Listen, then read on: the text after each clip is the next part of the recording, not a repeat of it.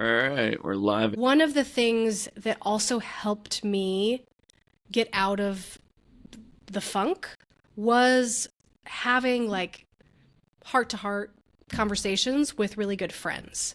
So whether Mm, that was like meeting somebody for lunch or occasional phone calls, like those are things, the relationships are mm-hmm, also part of my like emotional health mm-hmm. I think that's state. true for a lot of people. I think that's true for a Yeah. lot of people. And because I want more uh, good things in my life, like having more contact with people that I love Mm-hmm, is good, mm-hmm. and more is better than sometimes. Yes. Uh, so I had this idea of okay, well, as nice as it is to get together for lunch with somebody, it's even nicer to have like a 2 or 3 day or 5 day trip with Oh, them where right. you Yeah. can Yeah. really like unwind and have multiple opportunities for a heart to heart Connection. or just connection. It just doesn't even have to be about like deep dark things. Sometimes it's just Mm-hmm, fangirling about the same artist or whatever it is, but just having mm-hmm, more moments of connection. And I noticed that's something I want more in my life. I I was part of, I don't remember the last time I went on a girls trip. I was part of a group text thread, and I just mm-hmm. remember the chaos of that particular group text. And I had an idea of how to use uh, AI and some just general automation to make the planning process Mm-hmm. easier. And I thought, you know what? Maybe other people are either tired of being the planner in their group and like um, The hub. are burnt out of being that one person that everybody relies on to like just take care of it and make the trip Right. happen. Or there might be people out there who have never taken one of these trips because there is no friend in that group who is willing to like deal with the headache, Right. and not even just deal with the headache. Like some of us get really easily overwhelmed by the sheer number of decision fatigue, in trying to plan a trip with multiple people. I think the So hard I part for me came, would be like just like budgeting it. Like I yeah, can do the hub, I can make decisions, but it's like, how much is this gonna cost me? Right? Like, yeah, if I just knew, like, okay, this is, it's gonna cost everybody $800, right? Or we're gonna keep it to $800. I could do that, right? But just yeah, the open ended, like, I have no fucking clue. So no, I'm just not exactly. gonna do that. Not Yeah. gonna do it. Which also I thought was so ingenious. To as of this day, I have no clients. I don't know what will happen with this business idea, but the original idea was I, as a neutral third party, come in and I send out a variety, like a couple different surveys, some of which are responded to ahead of like a kickoff planning call with everybody, some of which we then like answer the surveys live and Mm-hmm. are talking about making decisions in a group. One of those questions is what is your budget for Mm-hmm. this trip? And what is your maximum budget for this trip? Mm-hmm. Then, if you know, you can say, okay, here's how big the pot is with Mm-hmm. everybody's. You don't have, people don't feel comfortable necessarily sharing financial information. And so being able to Mm-hmm. see, okay, as a group, here's how much everybody could have. Mm-hmm. Um, what could we do with that amount of money? Maybe it's just Mm-hmm. a road trip. Maybe, two guys drive up and somebody else, drives down and we meet in the middle. Or Mm-hmm. maybe we didn't realize how well some of our friends were doing and we're all going to Mm-hmm. somewhere really cool this year. Cabo or something like Um, that. Yeah. Cabo, I don't know.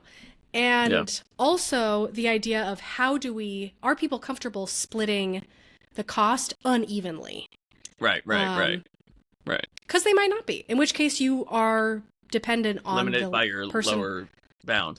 Right. Exactly. Yeah. So, So, but that's yeah. a cool idea. I mean, that's actually how we kicked off the conversation today, which was we were talking about market. Like, you finally got a squeeze page up, which is awesome. I was so proud of you in how like you just pulled the trigger. You set a date, you got it done. Um, oh, great job. Yeah, And then thank you you. got an Instagram ad up, and it's running, but it's not converting yet. And I was like, make decisions based off of Yeah, data, not feelings. And I sent you for a loop. Like I didn't even intend yeah, to.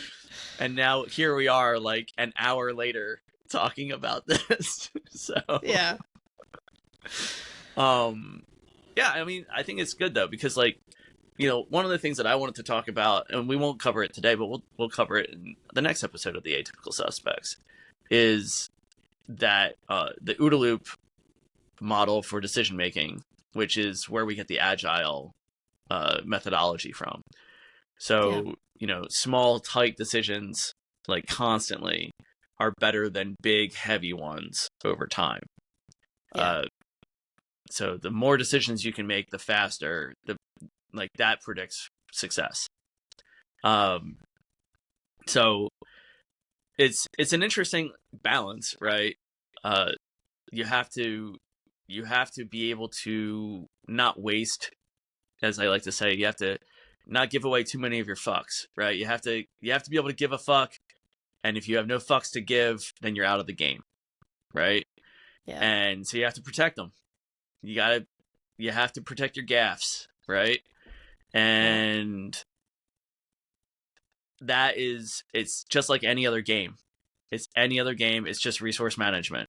So if you spend all your resources too early, then you won't get and you don't do it wisely, you won't get more resources in the end. That's kind of what we talked about was like playing Catan, right? Like if you're yeah, not playing Catan well, you're gonna get your ass kicked. It doesn't matter how like where your numbers fall, right?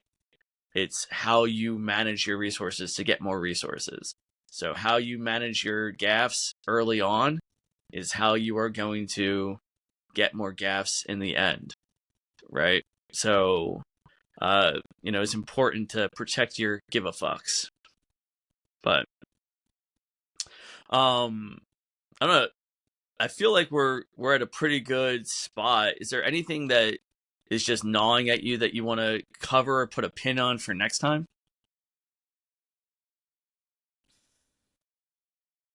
Not that I can think of. I'm sure I will come up with things as soon as we say goodbye. But Yeah. We'll well, put it on to the be board continued. and it'll be there for next time. So, we're figuring this out. We'll get all the technical stuff ironed out. That's one of the things that I try to take joy in the iteration, right? So like Mm-hmm. I try to look at it like it's a constant opening Christmas presents, right? So like it's lots of little Mm. Christmas presents. So like every single time I do the podcast, it's like, oh, well, I figured out how to put my pop filter on a different boom, and now like I'm not fucking with my pop filter. Like last episode, I was Yeah. fucking with it constantly, and it's like, oh, I figured out the lighting, and and my key light is actually set, right? So like, like, and every time it's like, oh, look at what I figured out. Like, look at what I figured out. Look at what I figured out. And even if it's only just to me, right? I Yeah. love that experience. And I think that that's helpful because one of the things that I was worried about when we were getting all set up, and I was like, oh man, I hope Rory doesn't find this to be too frustrating. And she's like, fuck it, I don't want to do this anymore. Right? Like, Yeah.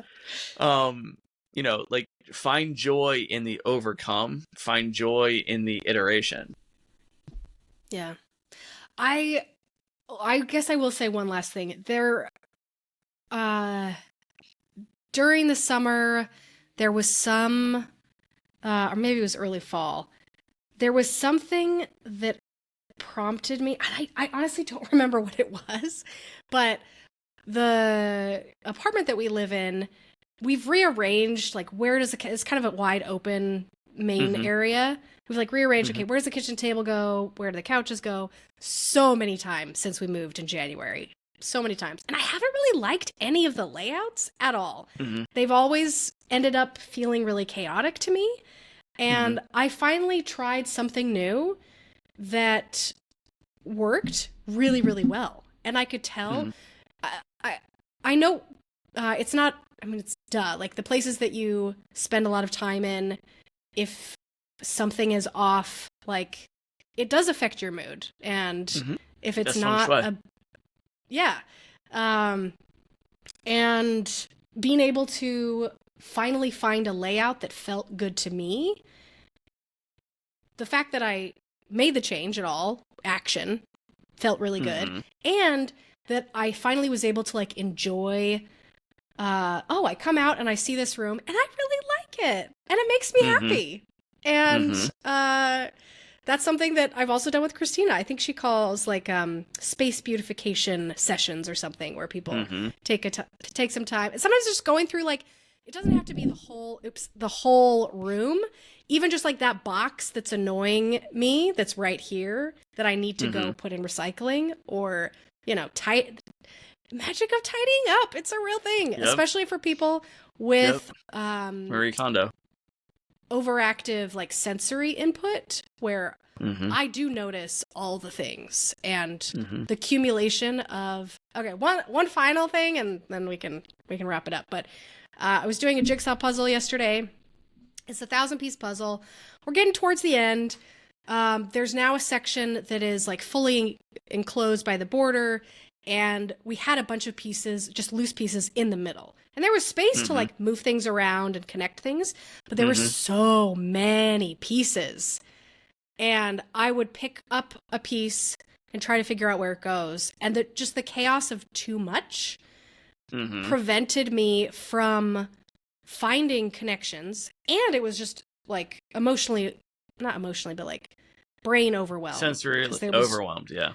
Sensory overwhelm.